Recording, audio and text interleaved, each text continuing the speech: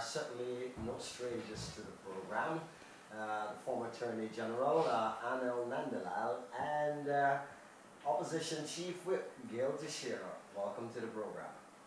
Thank you very much. Thank Good you very afternoon much. to all your listeners. How are you doing today? Great. Thank you very much. All right, so let me just start off by asking, and either one of you can actually, take this question. We've heard, so as a matter of fact, no, let me start with you, Ms. Teixeira, because just recently, I think, in today's papers, it alluded to you saying that there's a lot of sloth as it relates to the actual naming of GCOM chairman in the current situation that we have by the president, because you haven't heard anything. And then subsequently we heard from the Director General over at the Ministry of the Presidency that that meeting should be happening soon and it is not delayed. What is your take on it? You're being very nice about what I said, and my comments were very pointed. I believe that the President is acting in bad faith in that, and therefore Mr. Harman's comment in today's paper that the talks are not finished, they're not aborted, they're not ended is rather disingenuous, because I never said that. I said the President was operating in bad faith in that a week has gone by since last Thursday when I think Anil and Irfan met with Harman and who was the other person? Balder. And where we handed over 4 additional names that Mr. Jagdew sent for the President to give his opinion on whether they were acceptable or not. And so from last Thursday to this Thursday, there's been nothing. And I am kind of involved in a different level with Mr. Harman sometimes in coordinating meetings and things like that. So there's been no overture. So Mr. Harman saying that we're working towards, or there will be a meeting soon, is rather disingenuous, because it comes, I think, in response to my comment that they're operating in bad faith. There's been no meeting called. It had to do with perhaps the President being out of the country for his medical checkup? No, but I mean, there are 4 names submitted. We're in a technological age. The President came back on Tuesday, and I'm sure that they have Wi-Fi and so on in Cuba, that the President got the names on the 18th, right? Yes. The 18th, the 4 additional names. He left on Saturday. Therefore, 48 hours. He could have had an opinion. I accept all 4, don't accept any, whatever, and traipsed off. Or he could, from Cuba, have sent a message to his right-hand man, Harman, to indicate. So the fact is, there's just silence. No meeting called, no response to the 4 people in a week in which the President himself said on July 12th that it could be a matter of days. A chairman could be appointed. That's July 12th. Today is now July 25th. And there's been no response on that. And again, no meeting. So even if the President wasn't here, the smaller team that the President and the opposition set up could have met in the meantime. So that is my concern. The President is not acting in good faith on this issue. And every week goes by without a chairman. That obviously gives him the excuse or the reason to not call elections as required by the CCJ on or before September 18th. It's bad faith. All right. And Anil, if you can deal with this, because there seems to be a huge disagreement between both sides on the date. Is it the calling of elections before the 18th of September, or is it elections before the 18th of September that should happen? Because you're hearing from the government side that the CCJ did not name a date in their consequential orders. Stan, let me thank you very much for inviting me to this show, and permit me to say good afternoon to your listeners and viewers. Now, there is a game that is being played. The Constitution is very clear. We ought not to have gone to the court. From the moment that the no confidence motion was passed, certain things are scheduled to take place, outlined in the Constitution, in the clearest of language that our primary school students can understand. when the opposition, the government now, when they were in opposition and they laid a no confidence motion in the parliament, the then opposition leader, now President Granger, Mr. Kemraj Ramjatan, Mr. Carl Greenidge, Mr. Moses Nagamotu, and a whole host of others are on record explaining very elegantly and very eloquently what the consequences are if that no confidence motion was passed against the Donald Ramotar administration. Today I hear Ramjatan sitting in this very chair and saying that the resignation of the government and the the resignation of the cabinet and the president is a legal fiction as expressed in the Constitution. So these are people who told this country 3 years ago what clearly must happen when a no confidence motion passes. Because they had one in the parliament. And we have clippings all over on Facebook where all of them articulating that. Now the no confidence motion has been passed, we were forced to go to court.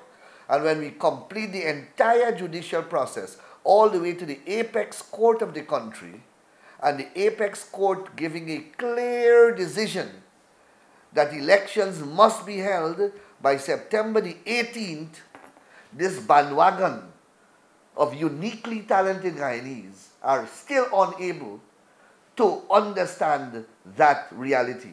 The Chief Justice yesterday afternoon issued a statement in which she stated again very clearly that elections must be held by September the 18th. That is our interpretation of what the CCJ ruled. Yet this talented, educated set of people in government are the only grouping of people on planet Earth who cannot understand that. So there is no... When you say talented and educated? Sorry? Are you throwing shade when you say talented and educated? They have to be talented and educated. You have to be a unique grouping of people on planet Earth who cannot understand this. You alone, 12 or 13 of them who are in 20, something of them who are in government, are the only grouping of people on planet Earth who cannot understand this. Everyone else could read the Constitution and know what is the reality. So every game in the book is being used to delay that eventuality. It was the house-to-house registration process. That's the horse that they mounted. Now that horse can't take them home because the court case, I have no doubt, will end in a particular way. So they have to find another horse to mount. They are going to mount the appointment of the GCOM chairman as the horse to take them to delay the elections. We are dealing with totalitarianism. We are dealing with a group of persons who are engaging in tyrannical rule. And that is the reality. And the quicker the Guyanese society understand that, then we would appreciate the type of struggle that we are going to be in. Walk me through your understanding of the government resigning, given the fact that you alluded to it, indeed, Mr. Ramjatan, when he was here, did say they're not resigning. And as a matter of fact, he even asked Bishop Edgell, so to who should the President submit his resignation? And I'll ask you that same question. The government has certain responsibilities. That a no-confidence motion was passed. The Caribbean Court of Justice said the motion was valid, the passage of the motion was valid, and that as a result of the motion being passed on December 21st, it triggered Article 106 and 106.7. 106 talks about the defeat of the government and the resignation of the President Executive. That is the cabinet. It continues to say the President will remain in office until the next one. There is no rocket science in this. Parliamentary democracies throughout the world have international and parliamentary conventions. That when a government has lost the mandate to govern, this is what the no confidence motion means. They lost the mandate to govern. That therefore, the role of the government is merely to hold essential services, hold things until elections are held. And their purpose of existing is to hold elections. These were the arguments, as Anil said, they articulated in 2014. This is now, they've got, what you call, mass amnesia. Because we have them on video. Ramjatan, Moses Nagamutu, Harman, Greenwich, Mr. Granger, all saying Nasir exactly, Williams. and using the same Article 106, 106.7. So first of all, the issue is when both the Chief Justice and the Caribbean Court of Justice say the President and Cabinet stood resigned. Yes. What it means is basically the President, in my interpretation, is to say to the public in a national address, in keeping with Article 106 and 106.7 and the Caribbean Court of Justice rules, the Cabinet and the President have resigned. In other words, the executive has resigned. That's what the Cabinet is. But the President, as the head of government, That's correct. remains. We don't have a head of state in Guyana, a head of government. We have a head of government. The President is the head of the Cabinet, that is the executive, and he's also the head of government. Therefore, the President remains. So it's an issue that, one, that the concept of resignation is that to publicly say we are hereby resigned. It's not that you got to hand in a piece of paper to somebody. That's nonsensical. It's playing primary school politics. The other issue is that it goes on to say that elections will be held within 3 months. Stan, today, you know what today is? Today is the 216th day. 216 days since the no confidence motion was passed on December 21st. Today, July 25th, is the 116th day since March 21st when the elections were supposed to be held. 216 days. 90 days would have been March 21st. No, from March 21st to now is 116 days. Okay. From December 21st to now is 216 days. Yes, that's what I'm saying. And then today is 5 weeks since the June 18th ruling of the Caribbean Court of Justice. The government, the President has now gone to the people and said, in keeping with the CCJ, we are hereby resigned. 2, we are caretaker government with restricted powers, that we will only be preparing for elections. He has not said that I hereby call elections in keeping with the CCJ on September 18th or whatever day he wants to create, but within that margin. He has done none of those things. What has he said instead? We have to have a credible list. There are 200,000 incorrect entries, which no one ever heard of before. And then says, we have to have house-to-house registration. And after house-to-house registration, then you'll have elections. That's why I say the government and president is not acting in good faith. And if, Sam, you are a very intelligent man, you read the CCJ ruling itself of June 18th and July 12th. And I want to ask the readers, because, and the viewers too, that to look at the Caribbean Court of Justice website. Pull down for yourself. You don't want to believe the politicians, you don't want to believe Anilai or Jagdeo or anybody. Pull it down yourself, the judgments. Simple, they're not long, not too difficult to read. Very, very clear. The CCJ says that as after the no confidence motion, the government approached the courts. The decision was therefore paused, right? The word they use is pause. However, on June 18th, there's a ruling that elections must be held in 3 months. Therefore, the government cannot be trying to play semantics. June 18th is the date when the no confidence motion, having gone through a long judicial process, is now in effect. Now in effect. And therefore, 3 months hence.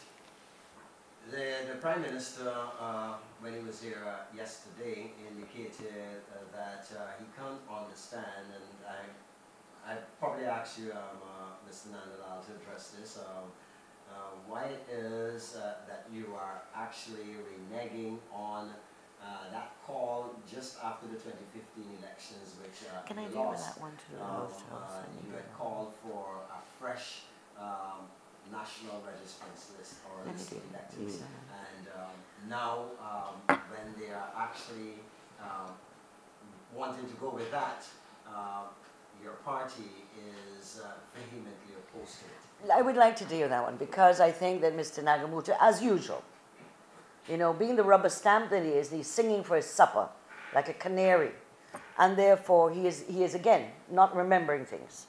That is that. After the elections of 2015, we approached the election petition. Up to now, it's not being heard. Secondly, the entire commission, at the end around October 2015, entire commission chairman and the 6 commissioners unanimously agreed to go to a house-to-house registration for the year 2016. The commission put up a budget. It went to Parliament in February 2016. The Minister of Jordan got up and said no money for house-to-house. It will not be held in 2016. We raised in 2017. We raised in 2017, 18. None was the thing. But what is the distinction? When the house-to-house registration is agreed to by this GCOM in 2018, it precedes 2 major events. And that's important that Mr. Nagamutu cannot comprehend. The commission decides to go towards registration in 2019, puts up his budget, which goes in before August 2018. The budget is approved in October 2018, but what happens after that? 2 critical events take place. The November 12th local government elections, where the government was faced with an election where 90% of the population who are on the voters list voted in 8 local authorities, and they did not give the government the mandate to work, to run the country. So 65% of those, of the 80% of the voters list for the whole country, voted in those elections and said PPPC. So that's one issue. They lost the mandate at the local government elections. So they lost the mandate in electoral level, then the December 21st no confidence motion, where they lost the confidence of the National Assembly. Therefore, whatever decision was taken by the Commission prior to the local government elections and the no confidence motion cannot be held to in that context, that it has to be slavishly followed. The reason why it's slavishly being followed by the government is because they want to ensure that elections aren't held till next year. They're holding on to power with their fingernails. That's what they're doing. Anything and everything, as my colleague pointed out, to stay in power. And that is the crux of the matter with Mr. Nagamutu.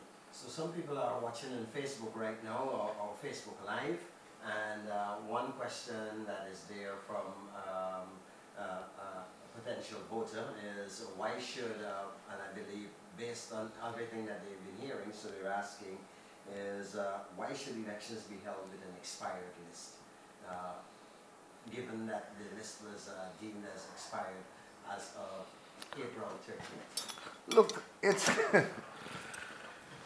what is wrong with an expired list? An expired list, the only reason why... Why I ask because it's not perishable, you know. It's not like fruit on a market stand. Now, listen, the only... Because this is one of the things yes. you hear, right? You don't use expired these drugs, are, do you? these, so why should we use it's not the same these are the spurious and ridiculous reasons misconceptions that are being peddled by the government. The list only became expired because the government in the first instance refused to abide by the constitutional consequences of the no confidence motion. Had we had elections on the 21st of December, March, we would have had a valid list. Lists expires all the time. It doesn't add or detract from its validity. All you need to do is to sign an order and you revitalizes the list. Yeah. That's all you need to do. It's just an order has to be issued under the hand of the chairman of the commission, and the list becomes back into active cycle. That is why the custodian of the list, the legal custodian of the list, yesterday told the entire press corps in this country that the list that is currently being condemned and pissed upon by the government is a list that is good enough, it's not bloated, and a list that is good enough with one round of claims and objection can be used for the next elections. That is the clear language of Mr. Lowenfield yesterday to the press corps. And he must have shocked the government when he said that, because he took a vital component out of their propagandistic misinformation that they are peddling. And he could not have said anything otherwise because he is the custodian of the list. He can't say that he's compiling a bloated list. He can't say that he went to 2 elections, presided over 2 elections as chief elections officer over a list that is bloated. Because, and in truth and in fact, the list is not, and there has never been a complaint of that nature before, except now when it suits them to call for house-to-house registration as a delaying strategy they find it convenient now, and they are feeding that, unfortunately, to their supporters, who are unfortunately drinking the Kool-Aid. Then President Jagdeo in 2006 did say that no political party can instruct GCOM to call elections. But President Jagdeo did not have to say that. The Constitution says that. Hear me out. He said that in 2006. In 2019, this year obviously, just recently, we would have heard President Granger saying that he cannot instruct. As a matter of fact, he's waiting for instructions from GCOM before he actually announces a date. With that in mind, and the fact that you would have mentioned up to now there's no chairman for GCOM, can the president announce a date in the absence? Stan, listen. The GCOM, like every other constitutional commission, is expressly insulated from political influence and direction by the Constitution itself. It's a creature of the Constitution, protected by the Constitution from all type of political directions and influences. So Mr. Jagdeo and Mr. Granger don't have to speak for GCOM. The Constitution itself speaks for GCOM. The Constitution also says that when elections are due, and it's crafted in such a way, GCOM must always be ready. And the Chief Justice, as well as the Caribbean Court of Justice, said that on repeated occasions in their judgment, that look, GCOM is a creature of the Constitution. It is subject to and subservient to the Constitution. It's not above the Constitution. So when the Constitution says that elections are due, GCOM and every other player in the Constitution must be ready. And the Constitution says, Article 106 and 107 says that elections are due when a no confidence motion is passed 90 days after. It's the Constitution that says that, not the CCG or anyone else, or Mr. Granger or Mr. Jagdeo. And GCOM, the Constitution says also, must be ready. GCOM can't have an agenda of its own. The Constitution is not structured that way because one organ of the Constitution, if it is that way, will be allowed to hold the entire constitutional architecture of this country at ransom.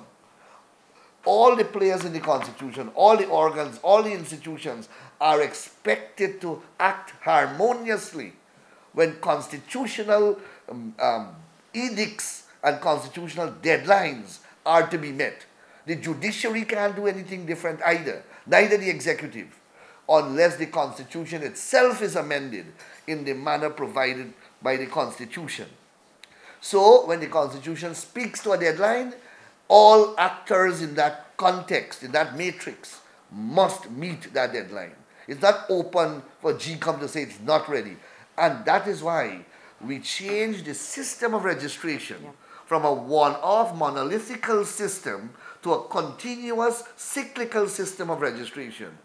It used to be that way, where the commissioner, the chief registration officer, who happens to be the chief elections officer, issues an order to say, we begin registration from this period to this period. That system, we exited out in 2005 and we brought in a continuous form of registration in an ongoing cycle, annually, perennially, all year round, with claims and objections. So you become 14 years, you go to a center nearby and you add yourself to the system. If you die, the system has inherent mechanism to throw you off the list. And that system continues in this cyclical way all the time until elections are due. Then it stops, it cleanses itself in a process inherent in the system, and it prepares itself for election. That is how the system works. In 2008, when we went to the house registration, it was an agreement by all the parties. They had to go back to the parliament to break that cycle. And they broke that cycle in 2008 and they created a new database. Which was the mother of all. All right? So you can't just stop it just like that. Registrations. You have to go to parliament because the continuous form of registration is by law. Yeah. It's not a matter of policy. It's not something that GCOM can wake up one morning and promulgate in the country. The laws of this land govern the way that you are registered, both for election as well as for the National Register. And at that time, you said that you did mention 2008. If you could clarify that for viewers and listeners, was it that, did it indicate that every 8 to 10 years there should be... There is no such There's indication. No such thing. There was agreement, let me just say, the agreement signed between Mr. Robert Corbyn as the leader of opposition and Mr. Jagdeo as the president with the other political parties, WPA and I think it was TUF and other parties, as well as Dr. Suraj Bali as the chairman, witnessed by the diplomatic corps and civil society. That memorandum of understanding made it very clear that this was a one-off. There was no, and what would take place afterwards is continuous registration. And that is why Anil is right. That was 2008, and the laws were amended to allow for that process. And even the famous thing coming out of 2008 was that this was to be the mother of all registrations. This would, and that was said by Mr. Corbyn, that this was the mother of all registrations. We would now be having a new database upon which every 6 months, cyclically, we would have continuous registration. Every 6 months of 14-year-olds being added, people who died being taken off, and that when elections were called, you had a claims and objection period. So every election from 2008, that has been the pattern. 2000, all of them, that has been the pattern.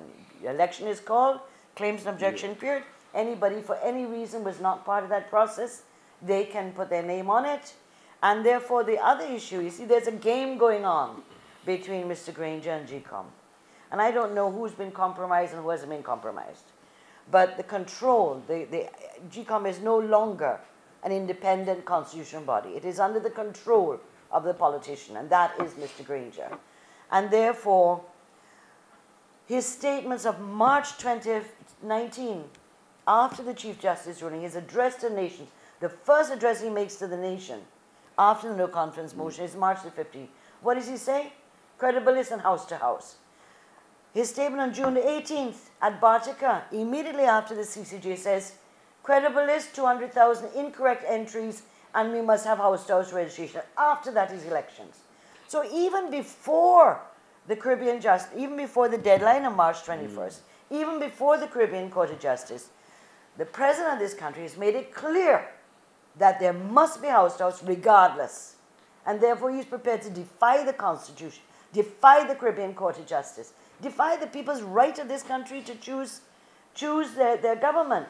Because the government has lost two of the pillars on which responsible government is based. Responsible government is based on two pillars. One is elections, that you have the mandate to govern by the elections of the people, and the second is you have the confidence of the parliament.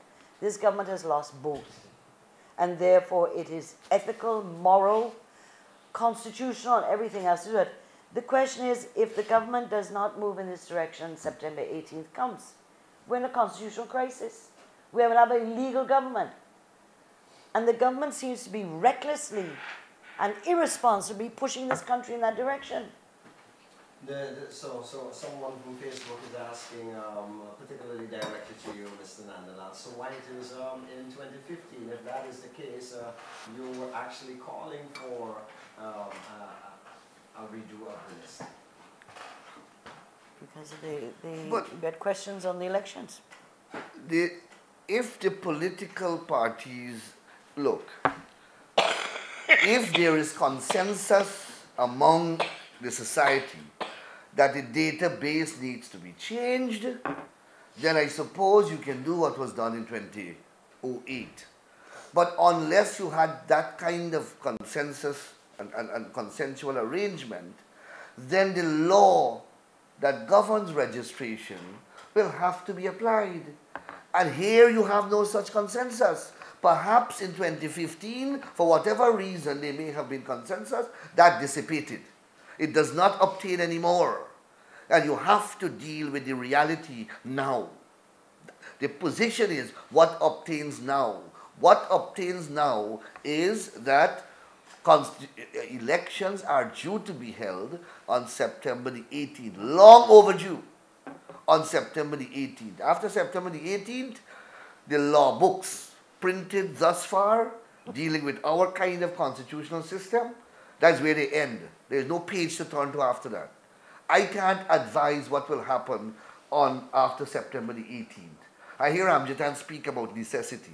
Necessity does not operate like that. You cannot deliberately violate the law, flout the Constitution, violate the Constitution, and then claim necessity. I can't go and deprive Ramjatan of his private property, which the Constitution protects, and says that it's necessity. I can't do that. You understand? So you can't pluck legal concepts out of thin air. Necessity occurs in specified circumstances. Not when a government violates the law, disregards the Constitution, brings upon itself a crisis, and then pleads necessity. The law is not an ass. Every dictator will do that. Mr. Trump, when election date comes, will not call election, will stay in government and say necessity, and he can stay there for the next 100 years. Does that make sense? Just internalize what I'm saying, and you will see the nonsensical nature of what these people are peddling as intelligent arguments. No, but just to ask back the viewers, the viewer asked the question, it is the same GCOM unanimously who wanted in 2015 House House in 2016, which included government and opposition and Surge Valley. Why did the government reject the budget to allow that to go ahead in 2016? Why was it unnecessary in 2016, and why is it necessary in 2019? That's the question I want to ask back the viewer, just to put the question to them. When I asked him that yesterday, he said that they did not have the allocation, financial allocation. No, because the Minister Jordan got up. Minister Jordan got up on February 2016, when we were looking at the constitutional bodies. There was $5 billion put in the GCOM budget that they put when they made the decision. It went to the Parliament, was circulated, and Mr. Jordan, as the Minister of Finance, who by law recommends whether these constitutional bodies' budgets are approved or not, got up and reduced it to less than $3 billion, which meant they could not do the House to House. When I questioned it, I was on the floor and asked, therefore, what is going to happen to House to House? He said, there's no House to House this year. We do not want House to House registration. There'll be no House to House registration this year. But Stan. And we asked it in 2016, 2017, 2018. None. Look. In the budgets. The taste of the pudding lies in its eating. What is the reality? The same list was used in the 2011 elections. That list gave this government a majority for the first time. In opposition. In opposition, all right? That same list was used in 2015. It gave them the government. And they have been in control all the time. So what are they afraid of? Who interfered with the list? What is wrong with the list? When they have been in government with the very list that took them into government, they held 2 local government elections. Which they lost. held it They lost with the same list. They never complained anything wrong with the list. I say that to say to you and to your listeners that we are intelligent people.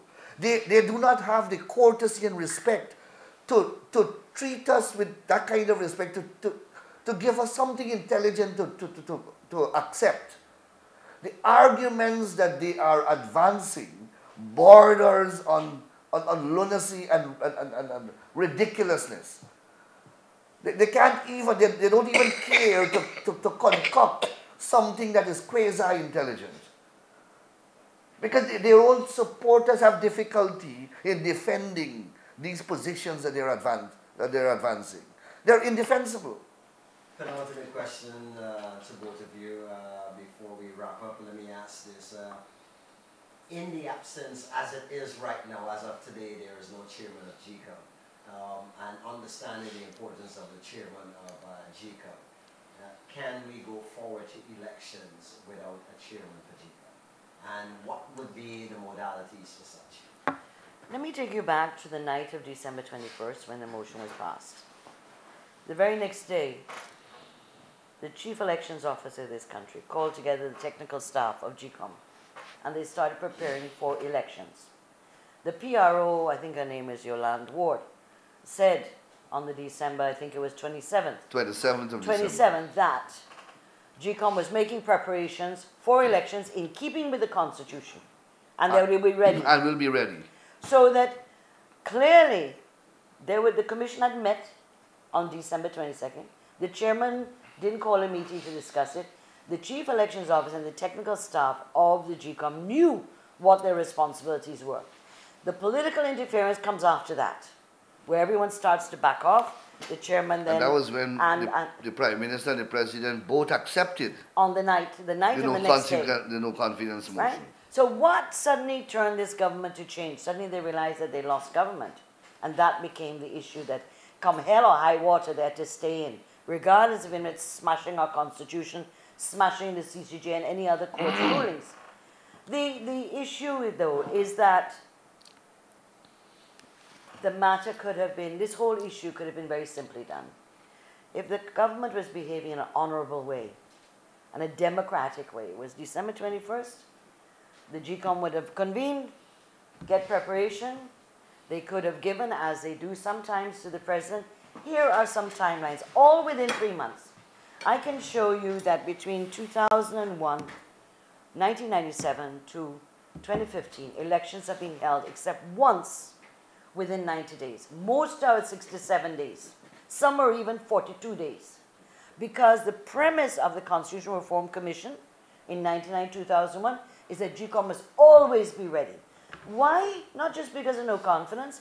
The president has the power in the Constitution to call elections at any time within 5 years.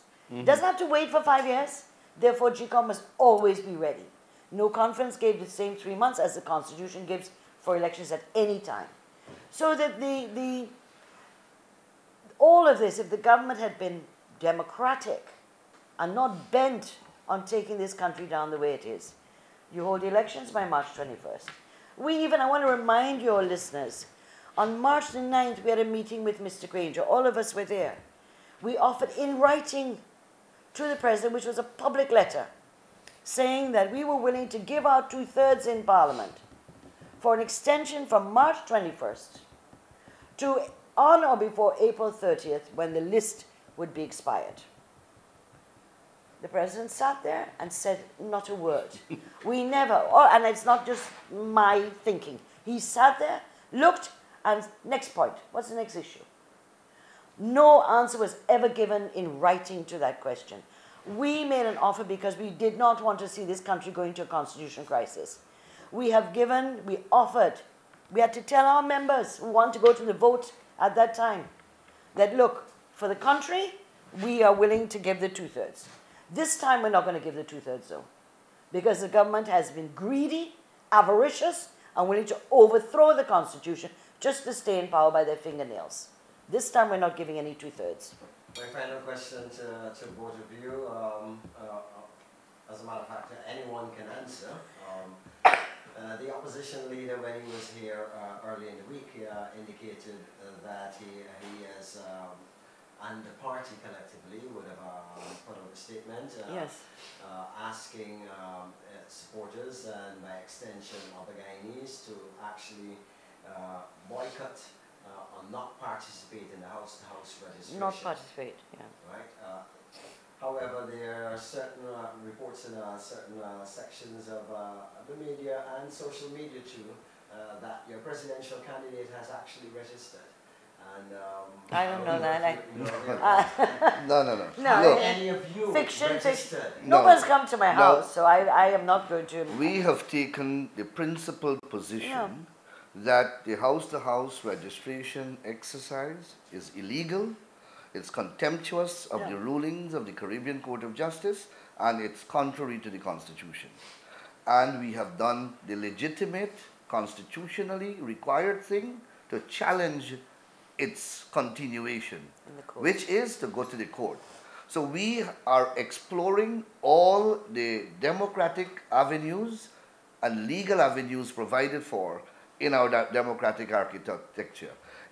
From that perspective, we have no choice but to advise our supporters not to make themselves complicit and conspiratorial in what we consider to be a highly illegal exercise. And we have no scrutiny. And we have no qualms about that.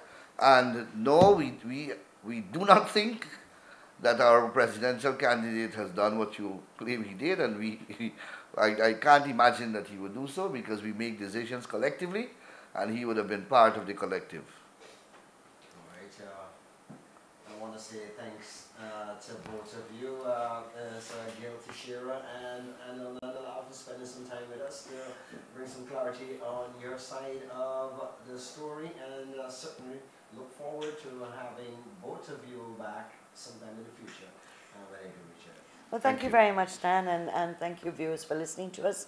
I hope that we helped to clarify some misinformation and issues that have been bothering you. Thank you. Thank you very much once again. You're welcome. Have a good day.